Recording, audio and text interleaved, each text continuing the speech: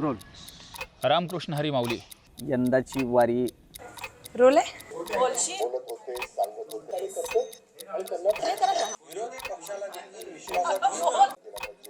बोलू काय? पहिल्यापासून रोल आहे का? सुरू झालाय. 3, 2, 1 या. रामकृष्ण हरी माऊली. मी प्रियंका वारीत नक्कीच बघितलं असेल. आता अँकरच्या गेटअप मध्ये म्हणून लक्षात येत नसेल, पण माझं मन अजूनही वारीमध्ये रमलंय. बोला पुंडलिक वरदे वारी विठ्ठल ज्ञानदेव तुकाराम.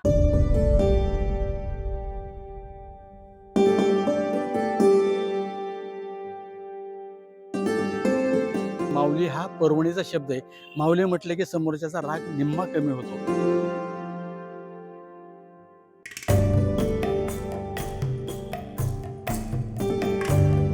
रामकृष्ण हरी माऊली. न्यूज 18 लोकमत म्हणजे वारी. जेव्हा नव्हते चराचर तेव्हा होते पंढरपूर. जेव्हा नव्हती गोदा गंगा तेव्हा होती चंद्रभागा.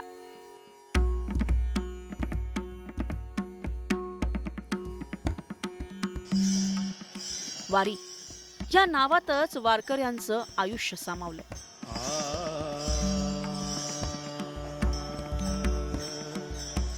वारी म्हणजे महाराष्ट्रातील आळंदीपासून सुरू होऊन पंढरपूर येथे संपणारी सामुदायिक पदयात्रा.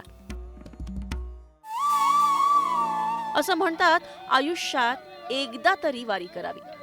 ज्यांना वारीत सहभागी होता येत नाही त्यांच्यासाठी न्यूज 18 लोकमतनं कायमच भेटी लागे जीवा या कार्यक्रमातून प्रेक्षकांना वारीचं दर्शन घडवलंय. निघालेल्या लाखो वारकरी याच दिवे घाटामधून पुढे जात असताना आषाढी वारीची तारखा जाहीर झाल्या की महाराष्ट्रातल्या कानाकोपऱ्यातल्या शेतकऱ्यांना जसं पंढरपूरला जायचे वेध लागतात, तसंच माध्यमातील पत्रकारांना सुद्धा जायचे वेध लागतात. वारीच्या सर्व घडामोडी आपल्या प्रेक्षकांना त्यांनी याची देही याची डोळा दाखवलेल्या आहेत. प्रेक्षकांनी वारीत न जाता घरी बसून वारीचा आनंद घेतलेला आहे.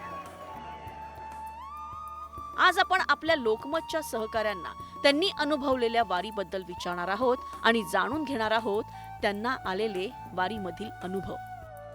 न्यूज 18 लोकमतचे ही रिपोर्टर संत तुकाराम महाराज, संत ज्ञानेश्वर महाराज, संत मुक्ताबाई, संत नामदेव महाराज, संत एकनाथ महाराज यांच्या पालख्यांसोबत पंढरपूरकडे निघाले. या वारीच्या वाटेवर आमच्या रिपोर्टर्सनी वेगवेगळ्या वारकऱ्यांशी संवाद साधला. काय भावना आहे, वारी कशी आहे, विठ्ठला भेटल्यावर काय आनंद होतो, वारीत वेगवेगळ्या गोष्टी आम्हाला पाठवल्या.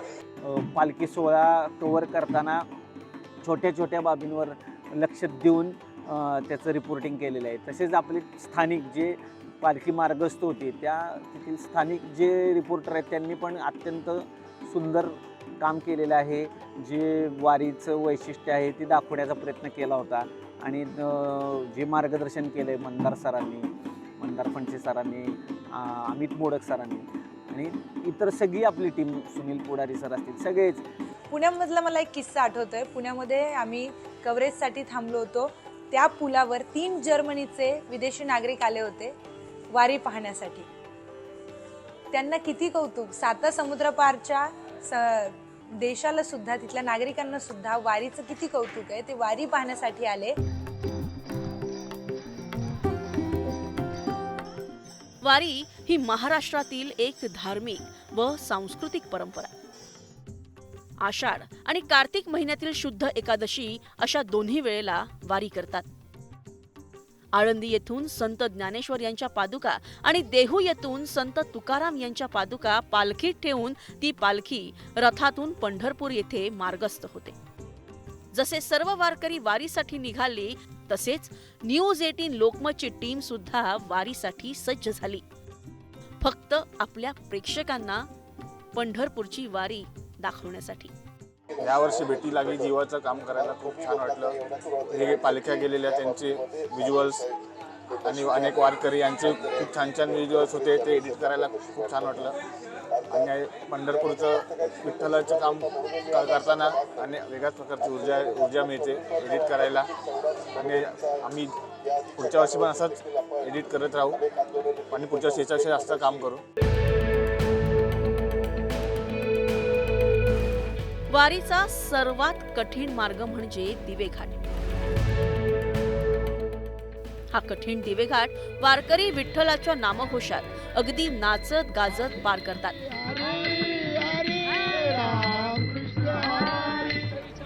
आमच्या सहकाऱ्यांनी देखील हा दिव्य घाट वारकऱ्यांसोबत पार केलाय. ही वारी कव्हर करत असताना वेगवेगळे अनुभव आले.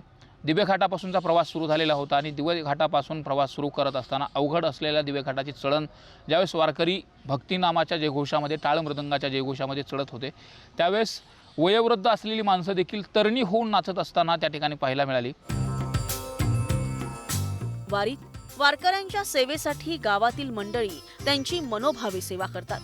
दमलेल्या वारकऱ्यांना स्वादिष्ट जेवण देण्यासाठी अनेक मंडळी पुढे येतात. यवतला हजारो लोकांसाठी पिठलं भाकरी बनवतात. ही त्यांची दरवर्षीची परंपरा आहे. वारकरी रस्त्याने कुठेही काही खात नाही, यवत येण्याची वाट बघतात. कारण लोणी काळभोर ते यवत हा सगळ्यात लांबचा टप्पा आहे पूर्ण वारीमधला.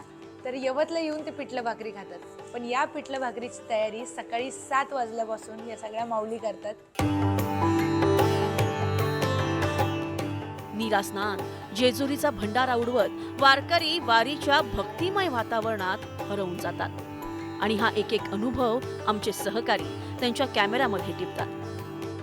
जेजुरीमध्ये एकतर वरी खंडोबाचं मंदिर आहे. महाराष्ट्राचं कुलदैवत असलेल्या खंडोबारायाच्या चरणी नतमस्तक झाल्यानंतर तिथल्या स्टोऱ्या, तिथला उचललेला खंडा हे देखील अविस्मरणीय होतं. त्यानंतर जी समाज आरती घेतली, समाज आरती देखील अविस्मरणीय होती. ती सगळी आरती त्या सगळ्या चोपदाराने चोप केल्या वरती केल्यानंतर सगळ्या दिंड्या स्तब्ध होणार, टाळ वाजणारे, मृदंग एकदम शांत. म्हणजे ही जी वारीची शिस्त आहे ती देखील त्या ठिकाणी अनुभवता आली.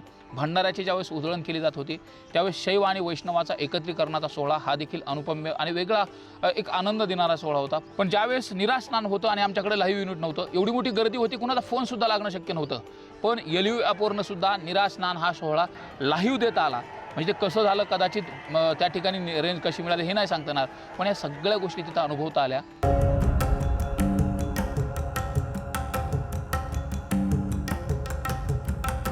वारीचा सर्वात महत्त्वाचा मानला जाणारा सोहळा म्हणजे रिंगण सोहळा. कडूस फाटा, वेळापूर आणि वाखरी येथे रिंगण होतं. रिंगण ही एक पवित्र आणि श्रद्धेय संकल्पना आहे. मोकळ्या मैदानात वारकरी परस्परांचे हात धरून गोलाकार उभे राहतात. या अश्वावर स्वतः ज्ञानेश्वर महाराज आरूढ होतात अशी वारकरी संप्रदाय धारणा आहे. अशा वेळी आम्हाला वारीचा अनुभव आमच्या बुलेटिनमधून घ्यायला मिळतो. आमचे रिपोर्टर्स हे रात्रंदिवस सकाळ कंटिन्युअसली मेहनत घेत असतात आणि त्यातून ते वेगवेगळे व्हिज्युअल्स, तिथले वेगवेगळे चंक, वेगवेगळ्या एक सिलेक्टिव्ह गोष्टी आम्हाला त्या वारीतून आणून देतात आणि ते आम्हाला पाहायला मिळतं, ते आम्हाला करायला मिळतं आणि ते आम्हाला तुमच्यापर्यंत पोहोचवायला मिळतं. एकंदरीतच हा अनुभव म्हटला म्हणजे एकच टाळी झाली चंद्रभागे वाळवंटी, माझा ज्ञान राजा गोपाळांशी लायावाटी, असा एक चांगली अनुभूती आपण प्रेक्षकांना देण्याचा प्रयत्न केला.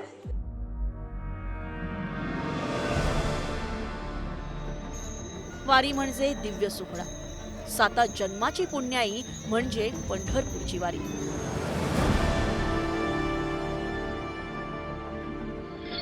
या वारीत वारकरी पिढ्यानपिढ्या सहभागी होतात. आळंदीहून सुरू झालेला हा सोहळा पंढरपुरात संपन्न होतो.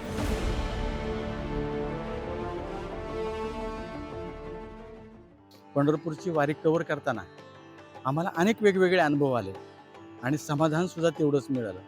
म्हणजे प्रत्येक बातमीदार हा त्या पांडुरंगाशी लीन झालेला पाहायला मिळतो. संपूर्ण वारी प्रेक्षकांना घरी बसून अनुभवता यावी यासाठी लोकमतच्या टीमनं अविरत मेहनत घेतली. वारीतील महत्त्वाच्या सर्व बातम्या, सर्व टप्पे त्यांनी लोकमतच्या प्रेक्षकांसाठी दाखवले. टीव्हीच्या समोर आणि टीव्हीच्या मागील लोकमत टीमने अविरत मेहनत घेऊन प्रेक्षकांना वारीचा याची देही याची डोळा अनुभव दिला. पायात चप्पल नाही, हातामध्ये माझ्या ट्रायपॉड, प्रवीण शेट्टीच्या हातामध्ये कॅमेरा, माझ्या हातात बूम आणि लोकांचे धक्के. तुफान गर्दीतून वाट काढत काढत कसं तरी आम्ही त्या चंद्रभागेच्या वाळवंटापर्यंत गेलो. गेले अनेक वर्ष मला वारीत जाता आला नाही आणि ही कुठेतरी रुकरुक लागली होती. पण अशाच सर्वांसाठी न्यूज 18 लोकमतनं घर बसल्या वारीचा अनुभव देण्यासाठी एक खास कार्यक्रमाचं आयोजन केलं होतं आणि त्याच कार्यक्रमाचं बुलेटिन लावताना मला प्रत्येक क्षण तिकडचे पाहून असं वाटत होतं की मी त्या वारीतच आहे. भेटी लागी जिव्हा प्रश्नमंजुषेला देखील महाराष्ट्रातल्या सर्व प्रेक्षकांनी भरभरून प्रतिसाद दिला. प्रश्नमंजुषा जिंकणाऱ्या निवडक प्रेक्षकांना न्यूज 18 लोकमतने न्यूजरूम मध्ये बोलावून त्यांना भेटवस्तू दिली. मंडळी, भेटी लागे जिवा हा गेली 3 वर्ष कार्यक्रम आम्ही करतोय आणि ह्या 3 वर्षामध्ये मायबाप रसिक प्रेक्षकांनी जे विठुरायाचे भक्त आहेत सर्वांनी आम्हाला उदंड प्रतिसाद दिला. भेटी लागे जिवा प्रश्नमंजुषा अगदी लोकांनी उत्तरं दिली, त्यांना आम्ही छान बक्षीसही दिलं. वारी मी जरी ऑफिसमध्ये असले तरी ती भक्तिभावानं केलेली आहे. यावेळेला आम्ही एक छोटासा एक्सपेरिमेंट केला. त्या एक्सपेरिमेंटमध्ये असं होतं की आम्ही तुळशीची बीजा आमच्याकडून पर्यावरणाला हातभार लागावा आणि विठ्ठल रूपी सहवास या विजेत्यांकडे कायम राहावा यासाठी तुळशीची बीजा आम्ही त्यांच्यापर्यंत पोहोचवली होती. आणि एक छोटंसं कार्ड, जर का तुम्ही क्लोज येऊ शकत असाल तर मी तुम्हाला दाखवते की हे आम्ही छोटंसं कार्ड त्यांच्यासाठी केलं होतं, जिथे विठ्ठल आपल्याला दिसतोय, तुळशीची रोपं दिसत आहेत आणि छानसा असा एक मेसेज आम्ही केला होता.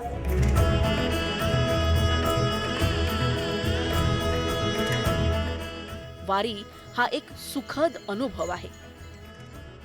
वारीचा हाच आनंद न्यूज 18 लोकमतची टीम नेहमीच आपल्या प्रेक्षकांना देईल हे नक्की.